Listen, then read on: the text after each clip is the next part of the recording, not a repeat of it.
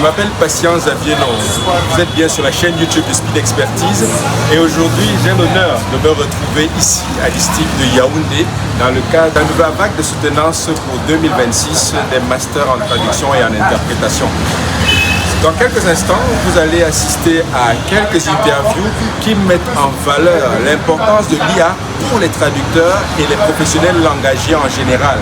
Qu'est-ce qui devrait changer? Qu'est-ce qui devrait être différent dans la manière d'approcher et la profession que la traduction et l'entrepreneuriat qui devrait désormais se greffer à la traduction de manière nécessaire et inéluctable plus que jamais.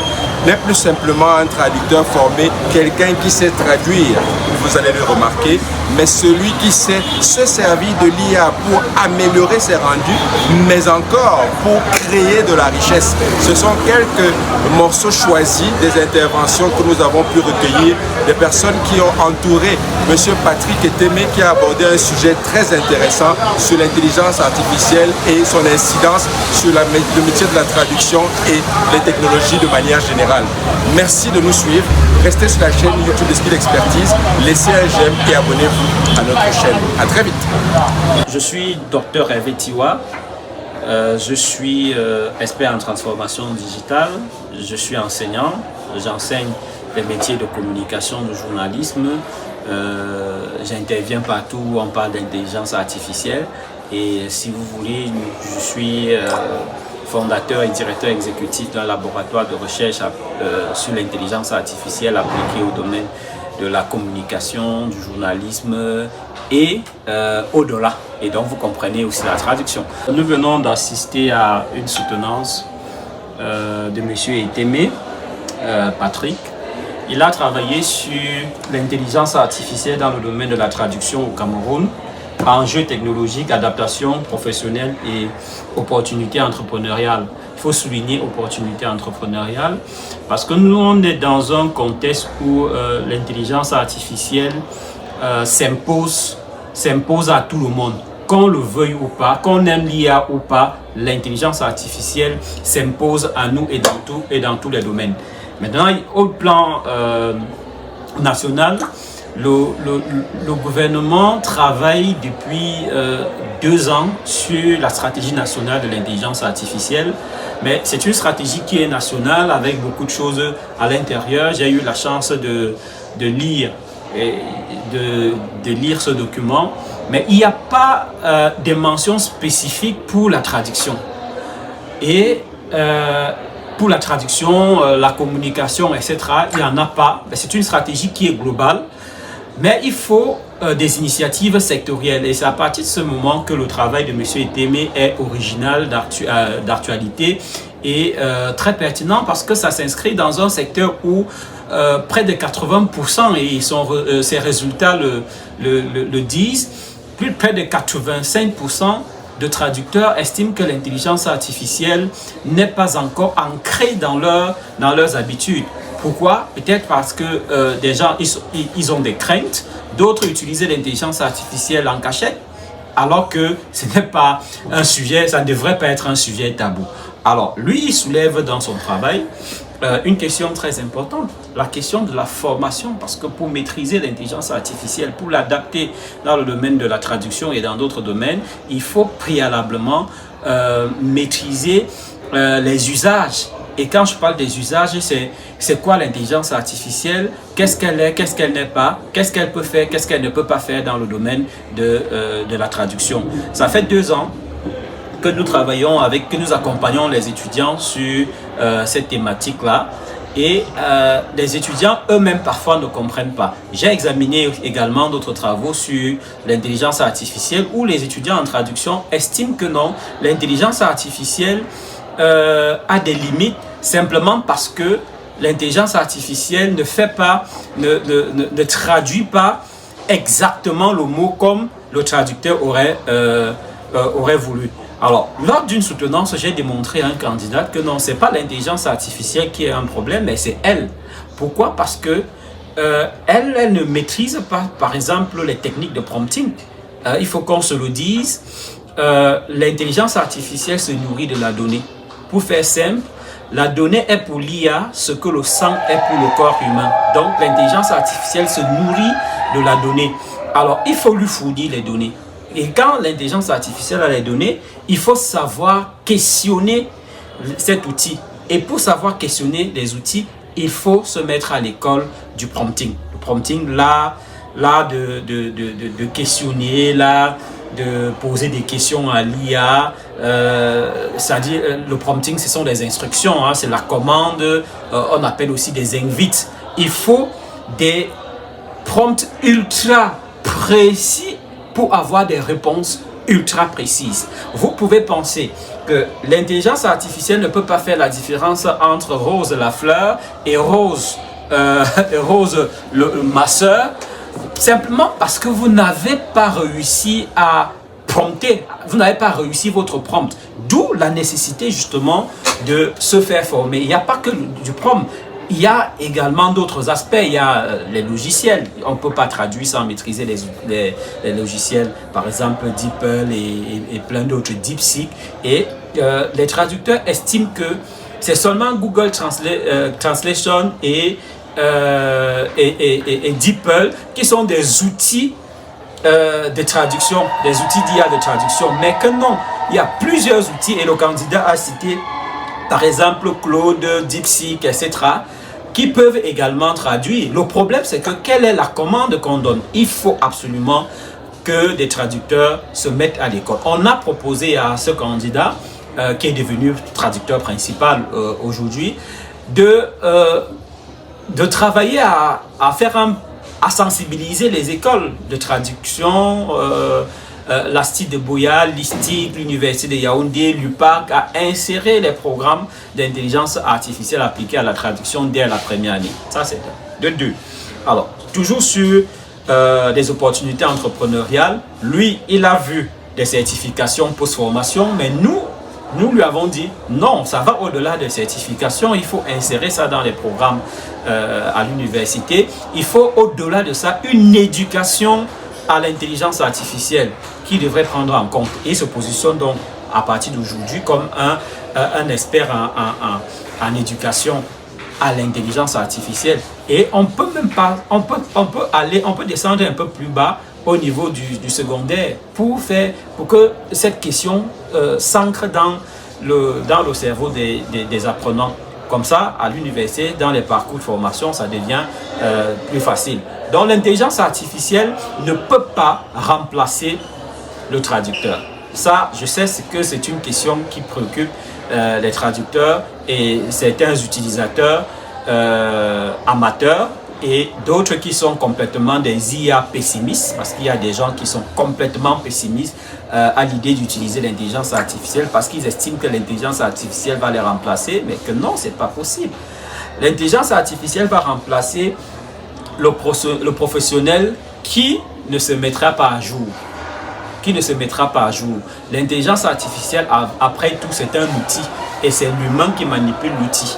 Si on l'utilise mal, ça va nous servir des hallucinations. Donc si un traducteur ne se forme pas, il va produire des traductions qui sont en réalité des hallucinations. C'est cohérent, le texte peut être cohérent, mais en réalité ce sont des hallucinations.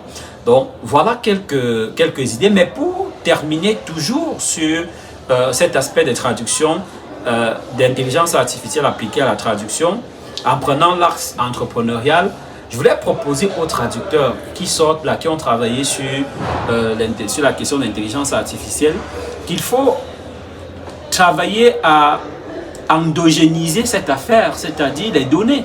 Aujourd'hui, il y a une opportunité et je ne vois pas très bien des personnes qui se positionnent sur ce territoire-là, c'est-à-dire il faut entraîner les outils d'intelligence artificielle à traiter les données des langues locales.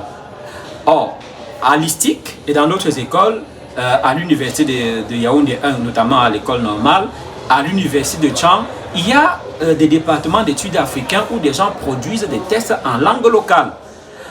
Les Ton, les Hondo, le Bassa, le Bamileke, le Fufulde, etc. Il est temps qu'il y a même des gens qui ont produit des dictionnaires. On peut, dans une approche entrepreneuriale, récupérer cette donnée-là et entraîner une IA locale. je parle d'une IA locale. On peut demander à une intelligence artificielle de nous produire un test, de transcrire un test du français vers les tonnes, et l'intelligence artificielle devrait pouvoir le faire. Pour le moment, ce n'est pas encore le cas, et j'invite donc ce candidat et les autres à s'y mettre, parce qu'ils ont des camarades qui ont travaillé sur, qui ont traduit des tests du français ou de l'anglais vers les langues locales, et je pense que dans 10 ans, ce sont eux qui auront le vent en poupe dans ce secteur, avant de se positionner aussi comme étant des experts des data analystes avec des données de langue locale. Donc voilà le premier niveau de réflexion que je peux donner à chaud par rapport à ce travail. J'ai un peu élargi, j'espère que vous aurez de quoi travailler. Je suis Georges Mekokon, je suis traducteur principal enseignant permanent à l'ISTIC par ailleurs. J'ai eu l'honneur de co-diriger le travail de Patrick Etemé et je remercie Patient qui me donne l'occasion d'en relever toute la pertinence. En effet, ce travail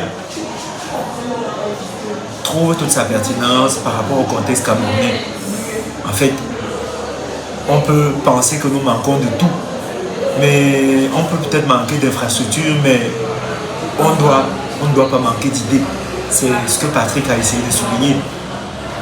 Il a mis en avant des idées d'entreprise, des idées de projet, des réflexions que chaque traducteur devrait mener.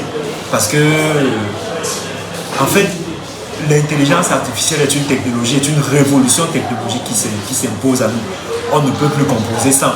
Et plutôt que de se mettre en marge de cet outil, de s'exclure de la révolution, il vaut mieux essayer de tirer son épingle du jeu. Il vaut mieux essayer d'entrer dans le courant. Je crois que c'est là toute la pertinence du travail de Patrick. Il a essayé de montrer aux traducteurs qu'on peut entrer dans le courant de l'intelligence artificielle afin d'en tirer quelque chose. Ok, le marché change. Il est en pleine mutation. Et du coup, les écoles doivent s'adapter. Les cursus doivent être revus. Par exemple, on devrait commencer les cours d'initiation à l'intelligence artificielle dès le départ. Parce que c'est un outil, en fait, les applications, les moteurs, les modèles d'intelligence artificielle, surtout les modèles d'intelligence artificielle générative, ce sont des outils qui deviennent incontournables. Et il vaut mieux que les écoles apprennent, associent à la formation en traduction traditionnelle l'utilisation de ces outils. Plus exactement, plus concrètement, comment optimiser sa traduction, comment optimiser son rendu, comment optimiser ses performances traductives, comment optimiser son rendu avec l'IA. Et le tout, c'est que l'IA est perçue comme un danger, c'est pas à tort, c'est parce que c'est un outil.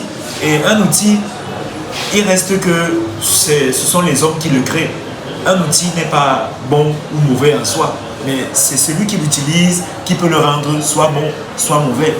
Il faut donc que les écoles intègrent l'intelligence artificielle dans leur cursus et montrent comment un traducteur peut utiliser l'intelligence artificielle et bien traduire ou mieux traduire. Ça, c'est d'un.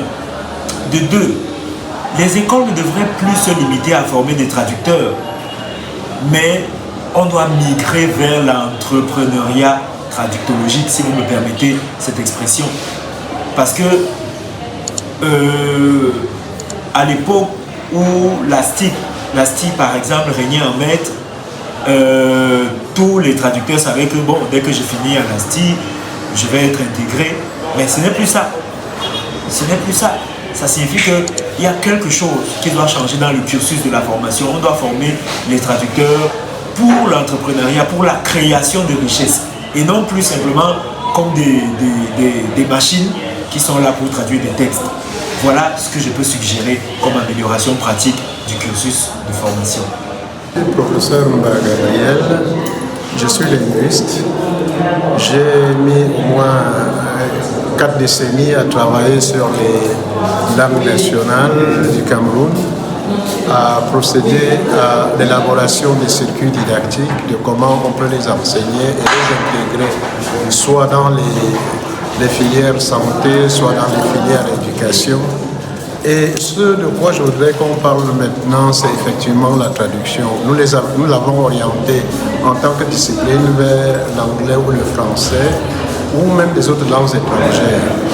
Mais il y a une dimension entrepreneuriale qui s'ouvre et que nous n'exploitons pas très souvent. C'est la traduction du français ou de l'anglais ou de n'importe quelle langue vers les langues nationales. Or, on dit parfois, qu'allons-nous faire? Quels sont les métiers que nous pouvons avoir? Et même dans le métier de la traduction, on peut explorer, on peut se donner de l'entreprise de la traduction en incluant le volet traduction vers les langues africaines. Et l'intelligence artificielle vient maintenant pour embellir ce que l'on fait de part et d'autre, quelle que soit la discipline humaine que nous avons. Mais maintenant, nos langues doivent aussi aller vers l'intelligence artificielle, c'est-à-dire que nous devons utiliser ces outils non seulement pour le développement de ces langues africaines-là, mais aussi pour leur insertion dans des circuits professionnels tels que la traduction. Maintenant, ça nous donne un peu plus de spécialité. Au lieu que les gens ne soient que des spécialistes de traduction vers les langues indo-européennes, on peut avoir maintenant d'autres spécialités, des gens qui traduisent des langues indo-européennes vers les langues africaines ou les langues africaines entre elles-mêmes. Pourquoi pas? On va se rendre compte qu'en créant ce domaine entrepreneurial, on va avoir beaucoup de fonctions, on va trouver du travail. Et maintenant, les outils d'intelligence artificielle, on pourra les adapter ou alors en créer de neufs par rapport aux structures des langues africaines elles-mêmes, quant aux problèmes d'interprétation des structures linguistiques ou des effets pragmatiques ou des effets du discours, de l'analyse du discours que l'on a dans les langues africaines. On peut avoir, si déjà on peut avoir des programmes qui permettent d'orthographier correctement les langues africaines, les mêmes programmes peuvent servir de base quand on aura fait des exercices de traduction, à voir que ces exercices de traduction respectent la lisibilité orthographique de ces langues africaines.